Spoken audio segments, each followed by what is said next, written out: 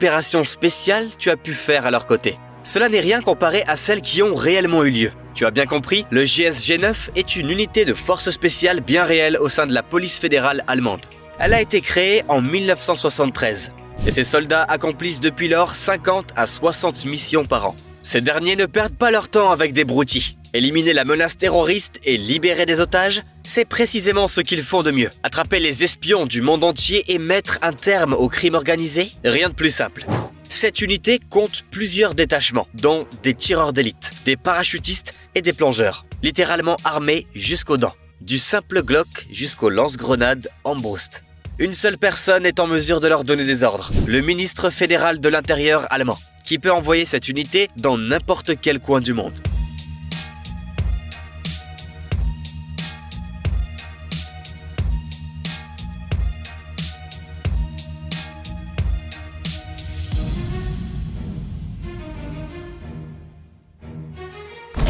Cet uniforme suffirait sans doute à inspirer la terreur à leur adversaire. Tu penses qu'ils le portent juste pour paraître cool ? Sache que dans ce cas, les forces d'opération spéciales irakiennes n'auraient pas mérité le surnom de Golden Division si tel était le cas. Cette unité d'élite n'est pas si vieille, elle existe depuis 2003, mais ses combattants ont déjà réussi à prouver plus d'une fois qu'ils pouvaient relever n'importe quel défi. En 2005, les membres de l'ISOF ont suivi un entraînement en Jordanie avec les équipes locales du SWAT et celles de l'armée américaine.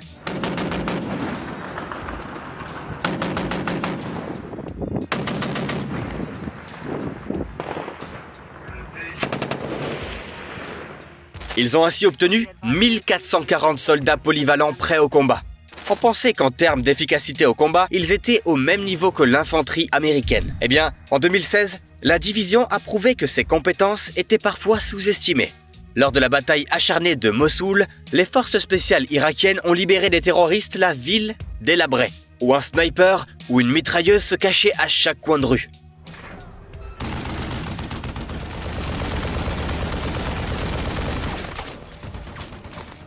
Cette mission a même inspiré le film Mossoul, diffusé sur Netflix, créé par le scénariste de World War Z, Matthew Carnahan.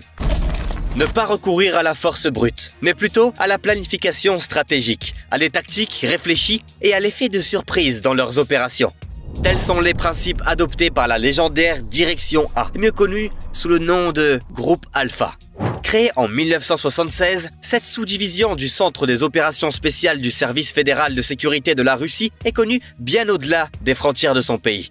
Le groupe Alpha participe à la résolution des objectifs les plus importants et les plus complexes à l'échelle nationale. Ces soldats ont pris d'assaut le palais d'Amin en Afghanistan, surveillé les plus hauts fonctionnaires en voyage d'affaires et libéré des otages dans des bus, des avions et des navires capturés, ne laissant aucune chance aux criminels.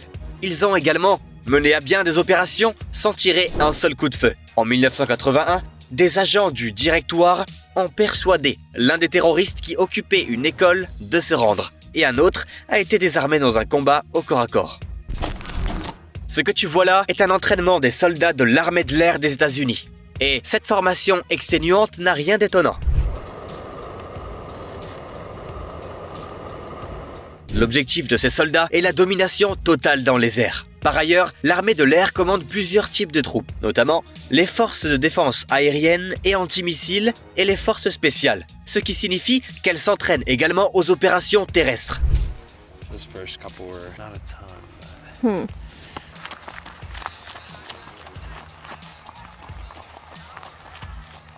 À propos, si l'on considère le nombre de soldats et d'avions, les forces aériennes américaines sont les plus importantes au monde. Elles comptent plus de 320 000 soldats, 5 000 avions et plusieurs dizaines de satellites.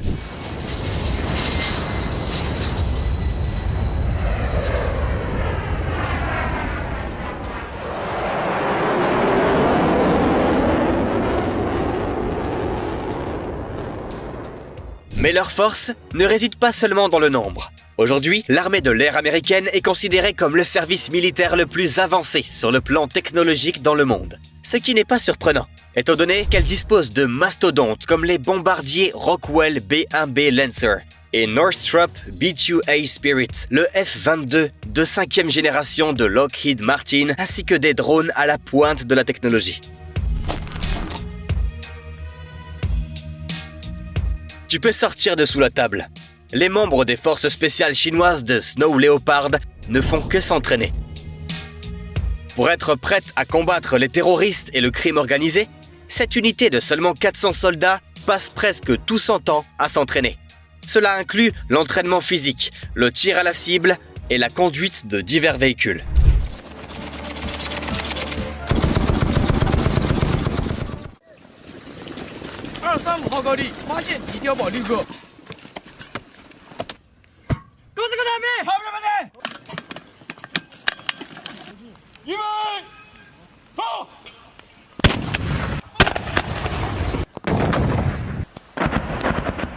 Pendant longtemps, personne ne savait rien des Snow Leopards.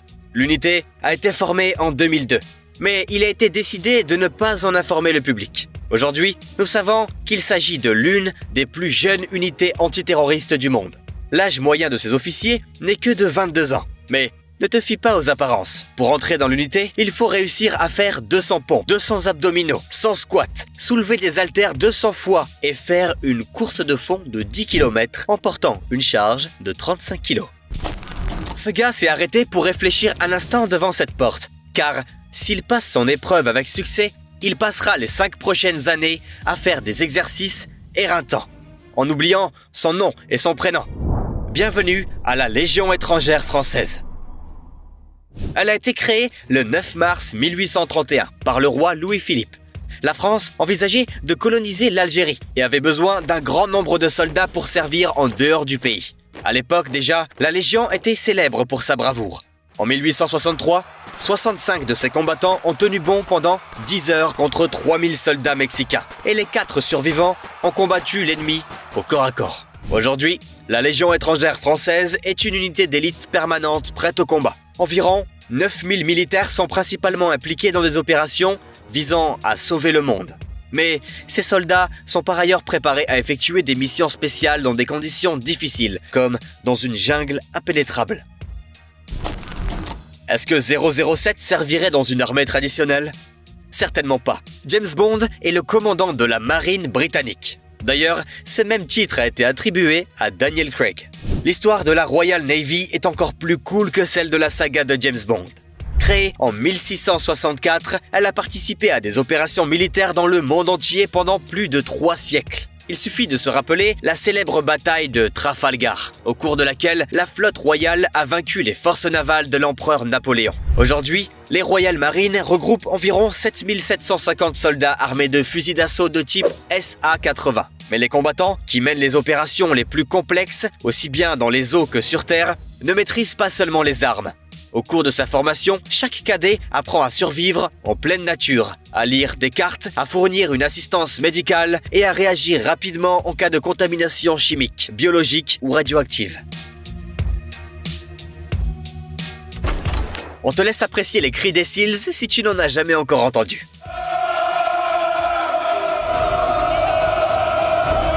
Bon, sans blague, il s'agit là de l'unité d'élite des forces spéciales américaines. Selon de nombreux experts, cette unité tactique des forces d'opération spéciales de la US Navy est l'une des plus entraînées et des mieux équipées au monde. Ici, l'entraînement est très dur. Le conditionnement physique et moral est d'une importance capitale et seuls 10% des recrues franchissent toutes les étapes de la sélection. Se lever à 5h30 du matin et s'épuiser pendant plus de 4 heures d'exercice dans la boue et les flaques d'eau, c'est leur routine habituelle. Tout comme plonger au fond d'une piscine avec les mains et les pieds attachés. Après cela, il faut courir plusieurs kilomètres à travers des parcours d'obstacles en tenue complète et que cela ne devienne qu'une promenade de santé. Bien sûr, tout ceci est nécessaire pour mener à bien les missions de combat. Et les SEALs en ont beaucoup. Faire de la reconnaissance, assurer les communications et le déminage, mener des opérations de sabotage et couvrir les forces principales.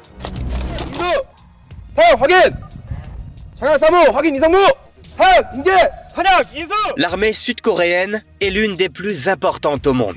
Et la République bénéficie également de l'un des plus gros budgets de défense. Il est donc tout naturel que les troupes du pays disposent également d'une unité de force spéciale assez avancée. Alors que le service militaire habituel dure 1 an et 9 mois, l'unité des forces spéciales exige 4 ans de service. Afin de mener à bien des missions de reconnaissance spéciale et d'être prêtes pour des actions exceptionnelles. Les nouvelles recrues reçoivent un entraînement extrêmement rigoureux. Rien qu'au cours du premier mois, elles devront courir 25 km en terrain montagneux en portant 30 kg derrière le dos, apprendre l'escalade alpine, la plongée sous-marine et l'immersion dans l'eau glacée, ainsi que la résistance aux interrogatoires. Il y a même déjà eu des cas tragiques au cours de cette étape.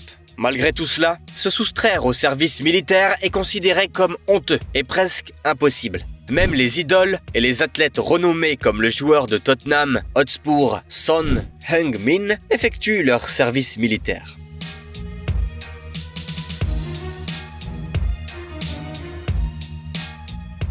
Tu penses que seuls les hommes peuvent composer une armée efficace et prête au combat? Eh bien, ces femmes des forces armées israéliennes ne partagent pas ce point de vue.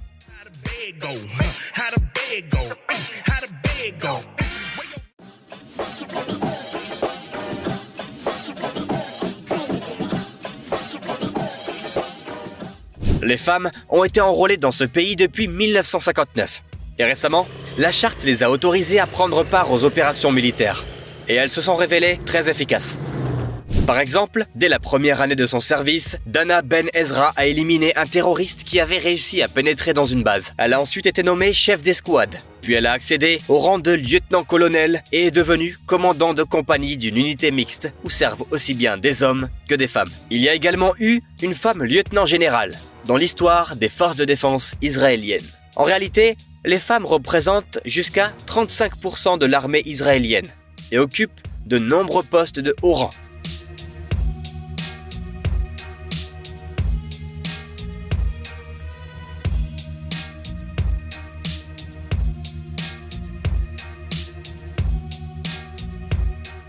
Le but de ces jolies vidéos est donc de tromper l'ennemi.